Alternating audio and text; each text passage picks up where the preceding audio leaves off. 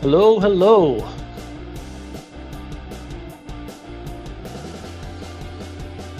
The last part in. Dun, dun, dun, dun, dun. That's good enough. All right, folks, silence your Tor browsers, dim the lights, and welcome to another shadow surfing episode of Shoot the Hoot RAW. I'm your host, Chuck T, and today we're diving beat first into the dark web, the digital underground where your leaked passwords go to party without you. We're talking credential leaks, breach alerts, and how our dark web power up lets you shine a light on the spooky stuff before it turns into a security nightmare. Because let's face it, just because you forgot your MySpace password doesn't mean the dark web did. And don't worry, no VPN required to watch this episode. So, ready to find out what the dark web knows about you? Good. You brought your curiosity and your flashlight. That's the only entry fee we need for today. Let's check out today's flight plan. All right, buckle up because today's episode is a deep dive into the shadows, and not the fun kind with flashlights and marshmallows. First up, our 5-minute rant into the shadows, why the dark web still haunts us. Spoiler, just because you've never been hacked doesn't mean your passwords aren't out there doing the cha-cha on the dark web without you. Then it's the CyberHoot Nerd Update, where we shine a light on the new language settings, locked-in training answers, and some slick Enter ID syncing upgrades. Less bugs, more brains. After that, it's open mic Q&A. Ask us anything, even the question you're afraid to Google, like, can someone really still be using welcome123 as their password? Carl, looking at you. And finally, a Hoot-Worthy Horror Story, ripped from the shadows, from the headlines. Old password, new nightmare, the snowflake breach. This one has it all. Stolen creds, millions in damage, and a villain with the hacker name Yphil.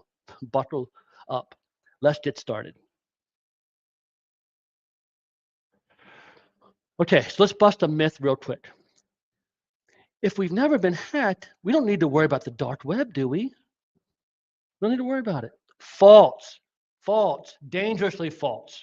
Dangerously false. 81% of breaches involve weak or stolen credentials. Thank you, Verizon, for that stat. And most of them don't come from your systems directly. Instead, 90% of cyber attacks start with phishing, and once credentials are compromised, they don't just vanish. They live on in the dark corners of the internet, traded, reused, and sold over and over like expired coupons that somehow still work. Sometimes these breaches are years old, but still active, and most importantly, still dangerous. And most users, they have no clue their credentials were ever exposed. That's where visibility matters, because ignorance isn't safety. It's just a delay before the disaster.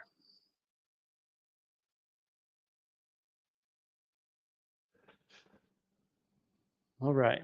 So when people think of the dark web, they picture some hoodie-wearing hacker hunched over his keyboard in a basement somewhere, right? Maybe surrounded by Pepsi cans or Mountain Dew or I just jolt drinks, I guess, and all kinds of these power drinks. But the truth is usually not that dramatic. The real danger often comes from everyday mistakes, like Carl reusing his email and password combo across 14 different websites, one of which got breached in 2019. That data is still out there, still searchable, still sellable. What gets leaked? Emails, usernames, passwords, and often personally identifiable information like your birthdays, your phone numbers, even old addresses. Identity theft, anyone? You betcha. You don't need to be breached today to be exposed. One old password can still unlock a new door. That's why our CyberHoot's dark web power up doesn't wait for disaster. It practically scans for exposed credentials tied to your domains. Oops, sorry about that. We proactively scan for exposed credentials that are tied to your domains. And we help your users take action before something goes. This isn't fear-based security. It's visibility-based prevention. So here's how CyberHoot flips the script on dark web doom scrolling. Our dark web power-up keeps quiet tabs on the sketchy corners of the internet, watching for credentials tied to your company's domains and email addresses you've put in the platform. If something's found, you don't get a fire drill, you get useful context. By default, we send alerts to admins only, along with info on where the breach happened, what was exposed, and what to do next. It's all baked into a simple Monday morning report. Grab your coffee, read the report. You're not flooded with alerts. You're empowered with just the right nudge to act without freaking out your team or your clients. So cybersecurity awareness isn't built on panic. It's built on positive visibility. You have to build that confidence, and that confidence is what's really important. All right, so it's time to pull back the curtain and show you exactly what our dark web power-up looks like in action. We're heading into autopilot where you'll see a list of any breached users, the context around each breach, where it was found, what data was exposed, and when, and then also where you can view all your tenants' exposures in one spot. This isn't fear-based cybersecurity. This is calm, contextual, confidence-building defense. Let's take a look. It's demo time. Right? I'm going to remove my slides there. I'll add the desktop to the screen, and we'll move on now. All right, so here's our desktop. Here's our autopilot platform.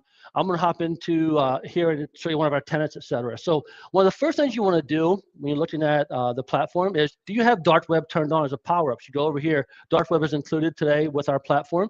Come over here and see what power-ups you have turned on. And I actually do have dark web turned on this platform. That's good. But let's say that it wasn't there. Not a big deal. You would come to the view all. You would see this where it would say disabled. You would click that.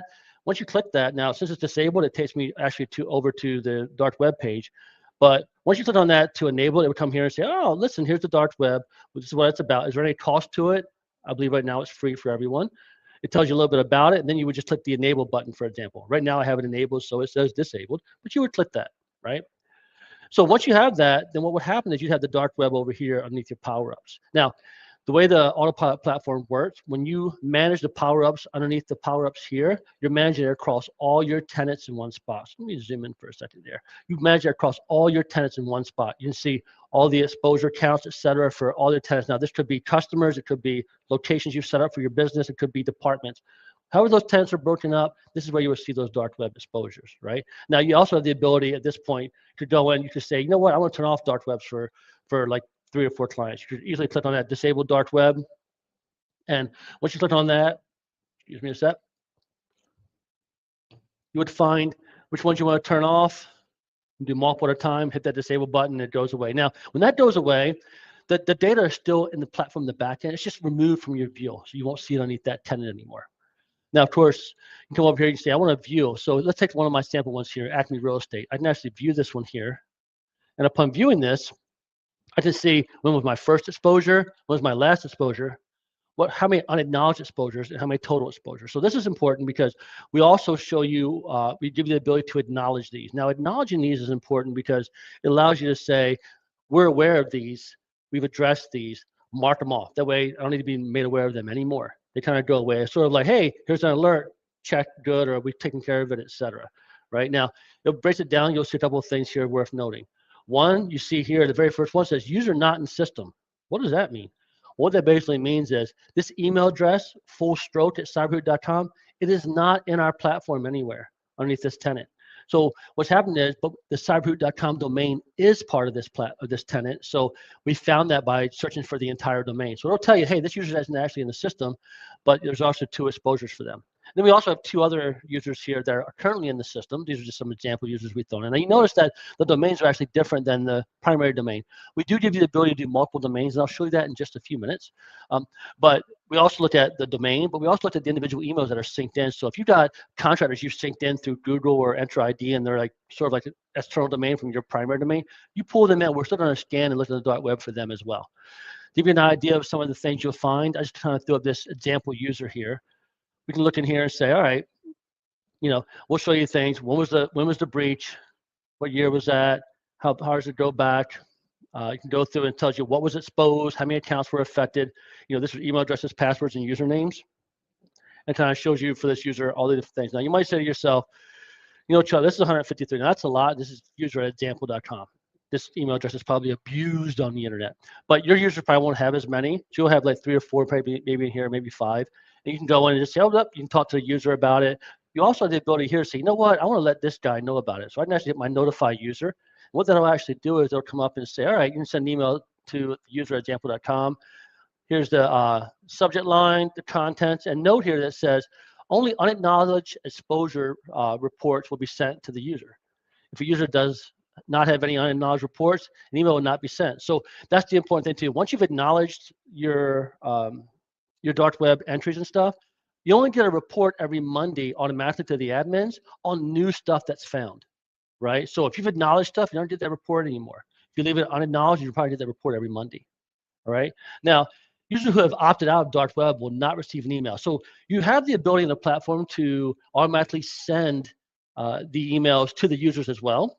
And we'll talk a little bit maybe about that a little bit more later. But the short story is, I recommend you don't send it to them right away to be confused and get a report. What is this? I don't know what to do with this report, right? So you want to kind of help them with that and talk to them about it and make them aware of it before you start sending these kind of things out. Now, a user has the ability to opt out and say, I don't want any of these reports. So if you've got those users enabled to get reports, or you want to send one to them manually, they don't want to see that, they're going to opt out and they'll never get to them. You just hit that yes send. So very clearly, you can see different types of exposures and everything. Now, we also report on like weak passwords and stuff that's actually found. Absolutely, we will. So what we'll show you is, the platform needs to catch up with me here. This is our demo environment, by the way. Should have said that. So this user's not in the system. You see that this was actually found in 2024 and 2025 across these collections databases. These are collections that come from our provider. They have like 1 through 5 or 6. You can see like the partial password here that was actually used to kind of give you an idea of what's found. Now, of course, I can acknowledge this. And boom, that was going to go away. I won't be alerted on that one anymore. Yeah, I'll acknowledge that one too. Why not? I'm here. Very, very simple, very, very easy, right? Now, you might say, well, Cho, what if I want to tweak it a little bit more? Now, I say you can manage stuff here at the dark web level for the tenants. You can go in and make some changes by editing and so forth. But what you can do instead is you can actually go over to the actual tenant, find the tenant on the dashboard here. Come on. Looks like my demo environment didn't have its coffee today. Let's go. Boom. There we go. I can go into the individual tenant. Let's hop into here. In that tenant, I have the ability to go into my settings. I can turn on or turn off the dark web. So you can actually have the dark web turned on in your power up over here. You can have that turned on. It'll be available on the platform. But you also have the ability on the threat training and threat monitoring. You have the ability here to, so I'm not sure this is running a little slowly here. Let's go. There we go. So you have the ability down here to turn on the dark web. You can turn it on or off. Now, again, this doesn't actually mean that the data is gone. It's still in the back end. It's still hidden there out of your view. If you have it turned off, we can always turn it back on. We do support multiple domains. It will, by default, check the primary domain, give you a report. But you can also add additional domains. Let's say we had ch.com as well. I can monitor that one and have reports on that as well. And it tells you what to expect. This runs every 3 days, so the scans run every 3 days. And once the first one is complete, the data and statistics will be available to you, right? So pretty simple, pretty straightforward of how to turn this on and off. And you can turn it on per tenant and have it there. Now, once you have that in the tenant, you can come down here and say, look, I've got 187, 184 unacknowledged. So I've got quite a few here. I can see the same kind of look and view here. And I kind of showed you that before. Again, you can notify the users from here if you want to. You can dive down deep into the user and learn a little bit more about what's happening, etc. All right, so that is the dark web piece. I don't think there was anything else we needed to really cover besides here it is, what gets sent out, where to do that, etc. So yeah, I think I covered it all. I showed you the notified user. I showed you where to find it, where to manage it at a higher level, how to turn it off. I think we've dotted all the I's and crosses all the T's. So that's our dark web. Now, I said, you put your users in here. You're going to get that report based on your domains and individual email addresses that are put in the platform. Now, one thing I can show, if you go underneath the users, so you can actually go underneath the users here, and you can actually see down here underneath these exposed users, you can actually see the exposures here. The same kind of, that's how you would get to that view. And at this point, you can actually notify all users at once by clicking here, or you can actually just run the checks now. Let's say, for example, that you're in here and you don't see any results, or you just added some new users. You want the checks to run now versus in 2 or 3 days. No problem. Run the checks right now. It'll run those checks. It'll refresh the screen. You'll be good to go. All right. Now I think we hit it all. Now that makes good to me. So that's our dark web power up. The power in this, again, is, breaches that happened years ago. 100% they happened years ago, but they can still affect you today. Now, one thing you can do as well to kind of give you an idea, I could show you, let me show you a sample report. So I'm going to open up a sample report that gets sent out to the users. And that also the admin will see as well. Let me pull up this exposure report. And I will share that. Add, share, window, conversion funnel, tech notes. That's not it.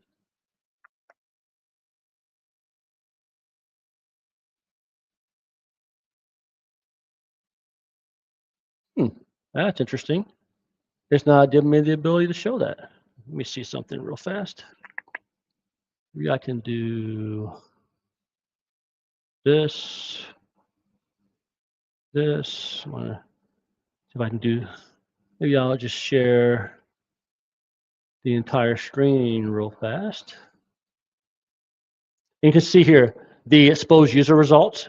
You can go through it, tells you about the exposure, tells you when it happened, tells you the date of the exposure, email addresses, how many things were compromised, gives you recommendations on what to do as well. You know, with your email addresses, IP addresses, names, physical addresses. So you can see quite a bit of data inside of the report here on what was found, where it was found, and the recommendations based upon that as well, right? So I just want to kind of show you that. I'm going to go ahead and stop sharing this now. And we're back to the main screen. Oops, sorry, you got me in full screen. You got you back to the stage here. There we go. So,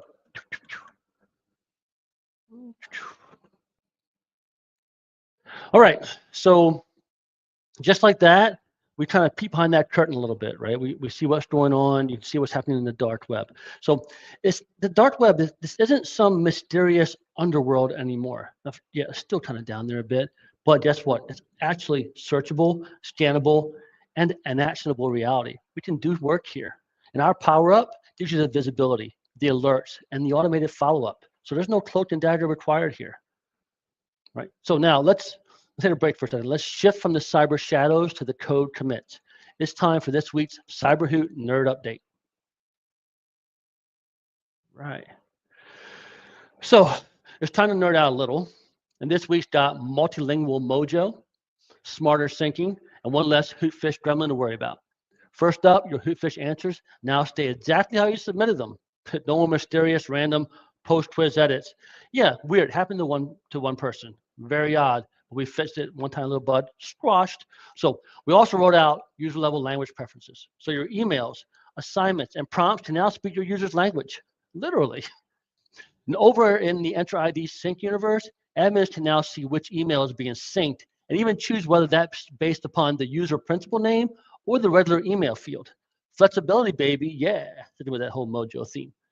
And for all you phishing fans out there, we squashed the bug with multi-tagged attached fish templates not loading properly. So go ahead, tag away, it's fixed. Now, let's move on before Carl asks if Klingon is actual supported language here. But before we go to our Q&A, our Hoot coupon alert. We have to share our coupon alert. Boom, there it is. So send darkweb10 to shootthehoot@cyber.com and get 10% off your next invoice for the first person, right? If you're the first person, boom, send it over. Now, you type it in, you hit that send, and you get that 10. Now, here's the thing. If you're watching this, if not watching this live or it's a week later, still send it in. I may give it to you anyway because I'm just that kind of guy. So send that in, shoot the hoot at cyber.com, darkweb10, send it in. All right? Now, moving forward. Okay, time to take the tinfoil hats, take off the tinfoil hats and open up the inbox.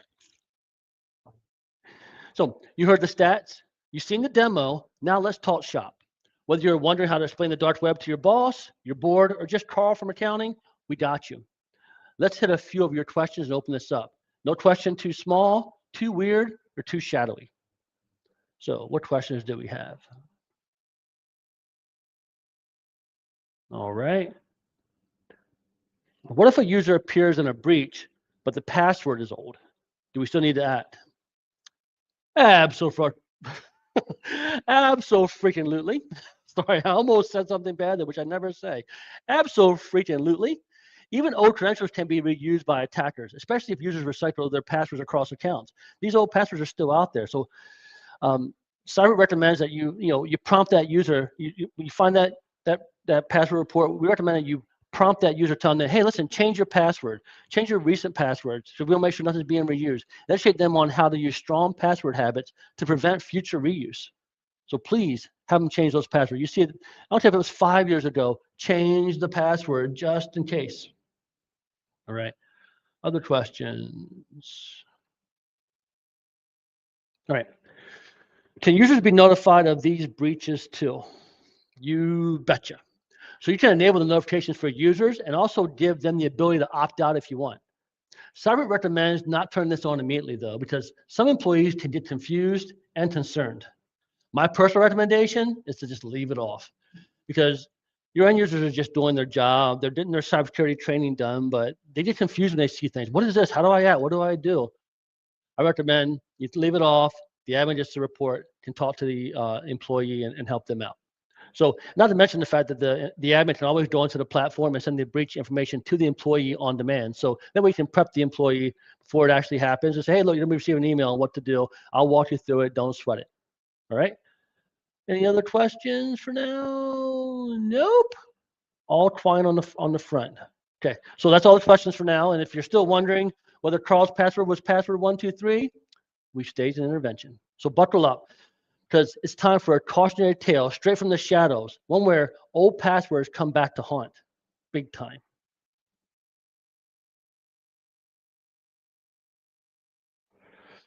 Let me tell you a story about what happens.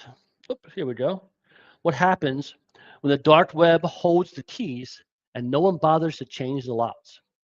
In 2024, cybersecurity firm Mandiant tracked a financially motivated threat actor known as UNC 5537. Or by their hacker aliases, Judish and Waifu. Behind the screen, allegedly a 26-year-old software engineer living in Ontario, Canada. Quiet, calculated, about to pull off a multi-million-dollar breach. This wasn't a flashy zero-day exploit, nope. There was no movie-style hacking montage, you've seen hackers. None of that. Just old, stolen credentials, swiped years earlier by InfoStealer malware, dumped into the dark web, and gotten. There we go. My headset connected, disconnected, connected. Hope I'm back. So no stolen credentials. There was just old stolen credentials that were swiped years earlier by this InfoStealer malware, dumped onto the dark web, and then forgotten by everyone except the bad guys. Those dusty logins, dust them off there. They unlocked Snowflake accounts tied to massive companies like AT&T, Ticketmaster, and hundreds more. Once inside, UNC 5537 and their crew quietly exfiltrated terabytes of sensitive customer data. Then came the extortion emails. Pay up or the data goes public. The haul? Over $2 million in illicit gains. Oh, man. That isn't a, what do they say in the Christmas vacation? That isn't a bag over the head, punch in the face. I don't know what is, right? So why was it possible? Two big reasons. The first, top threat number 2 from Cloud Security Alliance, weak identity and access management. No MFA, no credential rotation, no conditional access. Secondly, top threat number 11, advanced persistent threats. Criminal gangs who play the long game. Believe that? They play the long game. It's a chilling reminder that stolen credentials don't expire and the dark web never forgets. So if you're not scanning for what's already leaked, you're not securing, you're just hoping. So what's the moral of this digital ghost story? If you don't scan the shadows, you'll never see what's lurking in them. But now we've turned on the flashlight. Let's land this episode. We're 23 minutes in. I'm going a little long today. Right? So this brings us out of the shadows and back into the light. We exposed the real risks of leaked credentials. We walked through our dark web power-up in action, and we learned that the internet never forgets, especially when your password is snowflake123. But remember, visibility is power. When you know what's out there, you can act faster, train smarter, and protect better. Will your next hire bring history and bad practices to your organization? Will their dark web history come back to haunt you? With our dark web power-up, you'll be ready. Now, the next couple of weeks, we're taking a quick breather. The next episode of Shoot the Hoot RAW will air on December 9th. Give us a little time to recharge, catch our breath, and maybe rotate some of our own passwords. In the meantime, if you have any questions or comments, shoot them over to shootthehoot@cyber.com. For now, laugh, learn, and hoot up.